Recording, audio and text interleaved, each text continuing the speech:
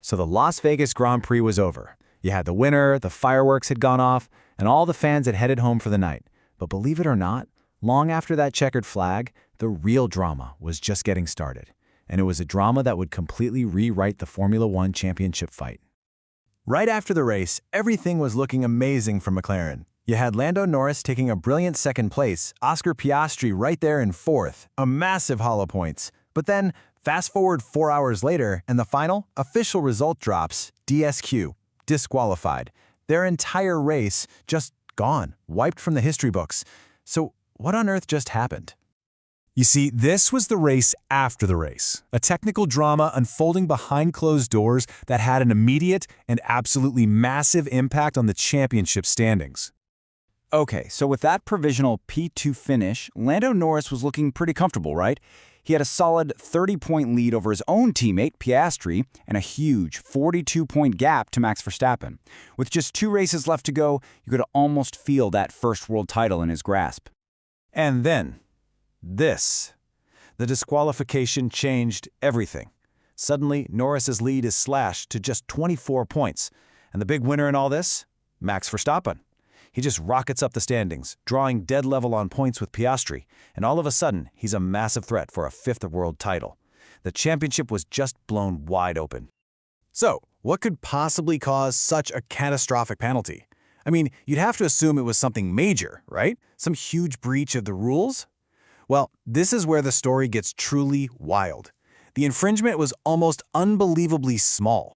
This number, 8.74 millimeters. This was a key measurement taken from the underside of Oscar Piastri's car during the post-race inspection, and it was this number that broke the rules. So to put that into perspective for you, the rule says a certain part has to be at least 9 millimeters thick. Piastri's car, it measured 8.74 millimeters in one specific spot. That's a violation of just over 1/4 of a millimeter. Norris's car failed by even less than that. Seriously, how small are we talking here?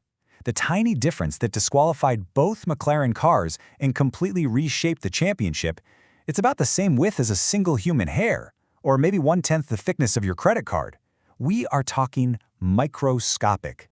And that, of course, brings us to the crucial question at the heart of all this. In a sport of huge speeds and these immense forces, why on earth does a measurement this tiny lead to the absolute ultimate penalty? Well, to understand that, we need to look under the car, at a component most fans never ever see. But it's a part that is absolutely fundamental to the F1 regulations. It's called the skid block. So the skid block, a lot of people just call it the plank, is basically this piece of wood composite material that's bolted to the floor of the car. It was actually introduced way back in 1994 as a safety measure after the death of the legendary Ayrton Senna. Its whole job is to force teams to keep the car at a minimum ride height. Now, why is that so important? Well, it comes down to basic F1 aerodynamics. The lower you can get the car to the ground, the more downforce you generate from the floor. And more downforce means you can go way faster through the corners. So teams are always trying to push that limit, running the car as low as they can possibly get away with for a performance advantage. And the rule itself? It's brutally simple. The plank starts the race exactly 10 millimeters thick.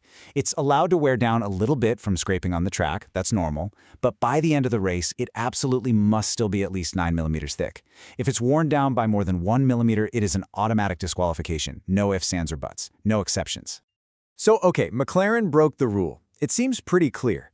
But did they have any kind of defense? This brings us into the stewards' room, where the team had to try and explain what happened. McLaren's argument was that there were some mitigating circumstances. They said the car suffered from a really unexpected level of porpoising.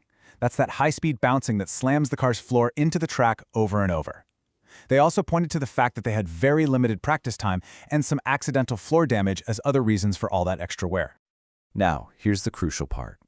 The stewards and the FIA, they actually agreed that the breach was unintentional. They accepted that McLaren wasn't deliberately trying to cheat. But, and this is a huge but, they concluded that the rules are absolute. There is just no provision in the regulations for a lesser penalty. A breach is a breach, and the only punishment on the books is disqualification. Their hands were tied. And just to be crystal clear, this wasn't a case of McLaren being unfairly targeted or anything like that. The official FIA documents confirmed that all of the top 10 point-scoring cars were subjected to the exact same post-race inspection for plank wear.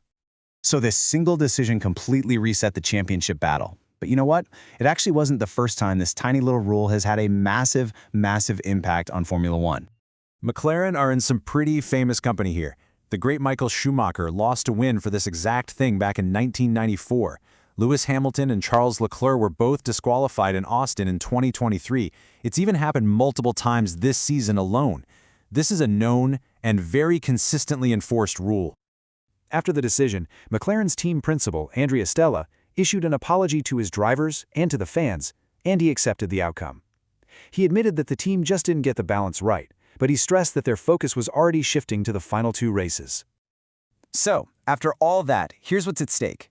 Lando Norris is still in the lead on 390 points, but look how close it is now. Piastri and Verstappen are right there, breathing down his neck, tied on 366.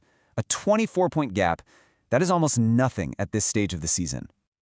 And why is it almost nothing? Because of this number. There are still 58 points available across the final 2 rounds of the 2025 season, and that includes a sprint race in Qatar. The title is completely, and I mean completely, up for grabs. So a rule, the width of a single human hair, has given us an absolute grandstand finish to the season. It is now a 3-way fight between 2 teammates and a 4-time world champion. With everything on the line, the only question is, who is going to hold their nerve and be crowned champion?